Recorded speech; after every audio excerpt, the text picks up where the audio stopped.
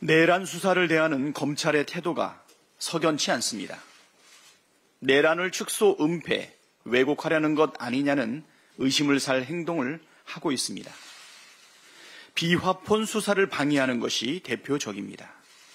12.3 내란의 핵심 인물들은 경호처가 지급한 비화폰을 사용했습니다.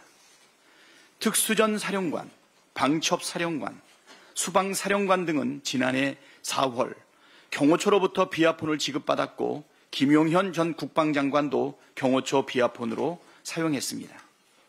내란 당일 윤석열이 이들이 갖고 있던 경호처 비화폰으로 전화를 걸어 국회 진입과 국회의원 체포 등을 지시했습니다. 즉 내란 핵심 세력들이 경호처 비화폰으로 통화한 내역들을 밝혀내는 것은 내란의 전모를 밝히는 데에서 매우 중요합니다. 비화폰 수사의 핵심은 경호처가 보관하고 있는 서버 압수수색인데 이 압수수색을 가로막고 있는 핵심 인물이 바로 김성훈 경호차장입니다. 김성훈 차장은 계엄 하루 전인 12월 2일 민간인 노상원 전 국군정보사령관에게 경호처 비화폰을 제공했고 계엄 해제 이후인 12월 13일 증거 인멸을 위해 비화폰 불출 대장 삭제를 지시한 것으로 알려졌습니다. 그런데 정작 검찰은 김성훈 차장에게 대한 경찰의 구속영장 신청을 2번이나 반려했습니다. 이게 과연 정상적인 상황이라고 볼 일입니까? 검찰이 내란 사건 축소, 은폐하려는 의도가 아니라면 김성훈 차장 구속영장 신청을 2번이나 반려할 이유가 없지 않겠습니까? 검찰은 경호처 비화폰의 존재를 알고 있었습니다. 김용현 전 장관이 검찰에 출석하기 전에 이진동 대검 차장은 김용현 전 장관의 경호처 비화폰으로 전화를 걸어 통화한 사실이 드러났습니다. 단순히 출석을 설득하려는 것이었다는 이진동 대검 차장의 해명은 매우 궁색합니다. 더구나 검찰이 김용현 장관과 통화한 경호처 비화폰은 애초 김용현에게 지급된 폰이 아니라 노상원 전 정보사령관에게 지급된 비화폰이었습니다. 검찰이 진실을 감추고 있다는 의심을 할 수밖에 없는 상황입니다.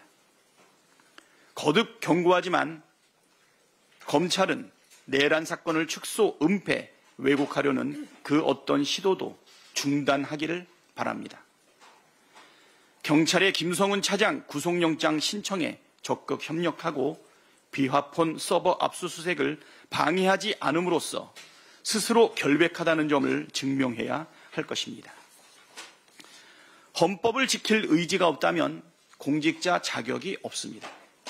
어제 내란 국정조사에 출석한 최상목 대행이 헌법재판소에 임명 결정이 나오면 즉시 마은혁 재판관을 임명하겠느냐는 질문에 즉답을 회피했습니다. 헌재의 결정을 존중하는데 결정 전에 예단해서 말하는 게 부적절하다는 게 무슨 뜻입니까? 헌법재판소 결정을 따르지 않을 수도 있다는 뜻입니까? 헌법을 수호할 의무가 있는 권한대행이 아니라 하더라도 공직자라면 누구나 헌법과 법률을 준수해야 합니다.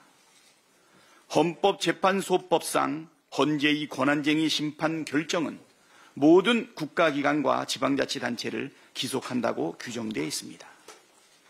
공직자로서 헌재 결정에 전적으로 따르겠다는 말을 왜 못합니까?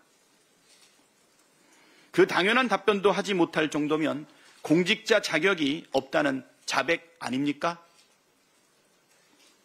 최상목 대행을 향해 국민께서 권한 대행인지 내란 대행인지 묻고 있다는 사실을 명심하지 않는다면 크게 후회하게 될 것입니다.